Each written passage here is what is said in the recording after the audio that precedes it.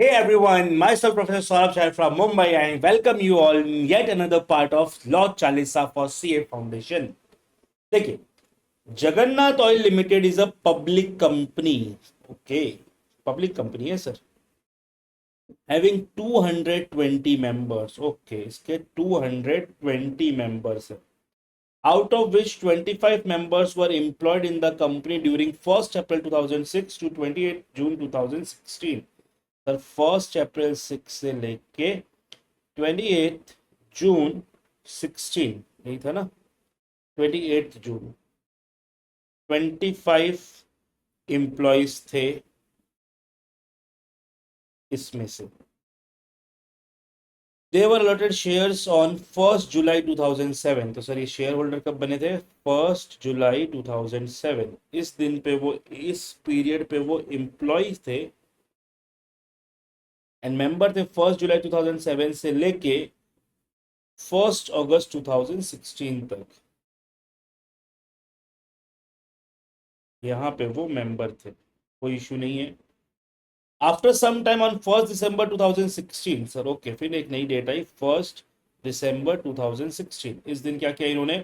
Each of those 25 members acquired shares in Jagannath Oils Limited which they are holding till date. Sir यहाँ पे क्या हुआ? 1st December 2016 को, यानी कि सर यहाँ पे 25, सर इन्होंने फिर से क्या किया? न्यू शेयर्स परचेज किया, तो फिर से मेंबर बन गए. बराबर. Now the company wants to convert itself into a private company. State with reason whether Jagannath Oil Limited is required to reduce the number of members. आपको ये बताना है कि क्या जगन्नाथ ऑयल्स लिमिटेड को प्राइवेट कंपनी बनने के लिए मेंबर्स रिड्यूस करने पड़ेंगे क्या? देखते आइए. सर हमें मालूम है कि प्राइवेट कंपनी में मैक्सिमम 200 मेंबर्स हो सकते हैं, जिसमें हम ऐसे पर्सन्स को काउंट नहीं करते जो कंपनी के एम्प्लॉयज थे वाइल परचेजिंग शेयर्स. उसके बाद भले उन्होंने जॉब छोड़ दिया तो भी में फर्क नहीं पड़ता. परचेज करते समय जिन शेयर्स के टाइम पे आप एम्प्लॉय थे, उन शेयर्स के लिए आपको मेंबर नहीं माना जाएगा. करेक्ट. अब इस क्वेश्चन में ना एक छोटी सी एरर आईसीआई ने ये की है कि उन्होंने डेट नहीं बताया है कि ये टिल डेट बोला ना, आपको किस डेट का आंसर रहना है. हालांकि उससे आपके आंसर में कोई फर्क नहीं पड़ता. आप कोई भी रैंडम डेट मान लो. मैं मान लेता हूं let's say 31st of October 2025. मैं ये मान लेता हूं. चलो, तो 31st अक्टूबर 2025 को मैं कंपनी को कन्वर्ट करना चाहता हूं, तो मुझे इस दिन चेक करना पड़ेगा शेयर होल्डिंग. करेक्ट. सो इस दिन सबसे पहले मेरे पास 220 मेंबर्स है. मुझे देखना पड़ेगा इसमें ये 25 को इंक्लूड करूं कि नहीं. सर ये 25 मेंबर्स ने ना 1st जुलाई को शेयर्स खरीद के मेंबर बने. 220 में 25 इंक्लूडेड है. 1st जुलाई को खरीद के बने शेयर्स. सर 1st जुलाई को मेंबर बने. सर इसके लिए तो इन्हें इंक्लूड नहीं करना पड़ेगा बिकॉज उस टाइम पे वो एम्प्लॉय थे. फिर इन्होंने 1st अगस्त को वो शेयर्स बेच दिया. सर तो कोई बात नहीं सर, इंक्लूडेड नहीं थे, हटा, कोई प्रॉब्लम नहीं है. फिर 1st दिसंबर को इन्होंने वापस शेयर खरीदा जिस टाइम पे ये एम्प्लॉय नहीं थे. तो इनको ये 200 के काउंटिंग में तो हमें इंक्लूड करना पड़ेगा. सो यस, अगर प्राइवेट कंपनी तो सर 200 काउंटिंग में इंक्लूड करना पड़ेगा, तो हमारे टोटल मेंबर कितने हो जाएंगे? 220. ये 25 को माइनस नहीं कर पाएंगे. सो यस, अगर जगन्नाथ ऑयल लिमिटेड को कंपनी को अगर अपने आप को प्राइवेट कंपनी में कन्वर्ट करना है, सो तो आंसर है यस, आपको मेंबर्स रिड्यूस करने पड़ेंगे bye at least 5 members. Correct. What would be your answer be different if above 25 members were the employees in Jagannath Oil Limited for the period 1st April 2006? देख लेते हैं. 1st April 2006 to 28 June 2017.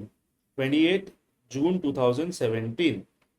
Sir and मैं कभी convert करना चाहता हूँ. Sir मैंने date assume की थी. सर देख लो, मैंने डेट अज्यूम की थी 31st दिसंबर अक्टूबर 2025.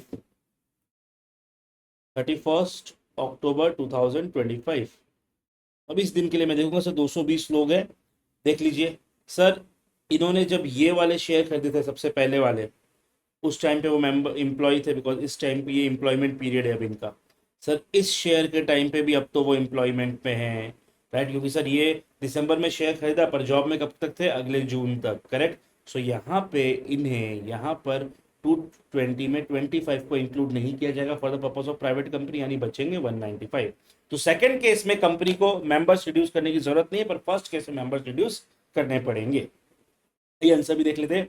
देखो as per section 268 private company means ऐसी कंपनी जिसके आर्टिकल्स में, यानी मैंने बताया था आपको, जिसकी मम्मी 3 रेस्ट्रिक्शन लगाती है, शेयर्स ट्रांसफर नहीं कर सकती, मैक्सिमम मेंबर्स 200 रख सकती है, and invitation to the public at large नहीं कर सकती फॉर सब्सक्रिप्शन ऑफ शेयर। पर हमें मालूम है कि हमें क्या देखना है कि सर हमें 200 का काउंटिंग करते समय जो टू और more person joint share holder उन्हें सिंगल काउंट करना है, ऐसे लोगों को इंक्लूड नहीं करना है जो कंपनी के एम्प्लॉयमेंट में है या फिर शेयर खरीदते समय पहले कंपनी के एम्प्लॉयमेंट में थे, अब नहीं है। करेक्ट।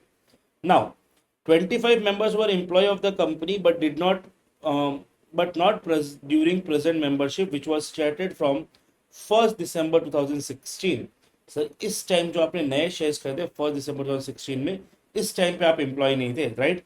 सो अभी क्या होगा, अभी सर आपको इसके लिए 200 भी काउंटिंग में इंक्लूड किया जाएगा। They will consider as the member for the purpose of limit of 200 members. Now the company is required to reduce the number of members before converting into private company। बराबर।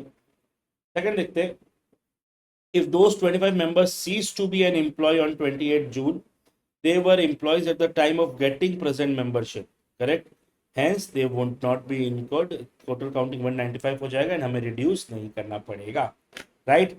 चलो, so stay tuned for the next part। thank you so much everyone, bye bye, take care, जय जिनेंद्र।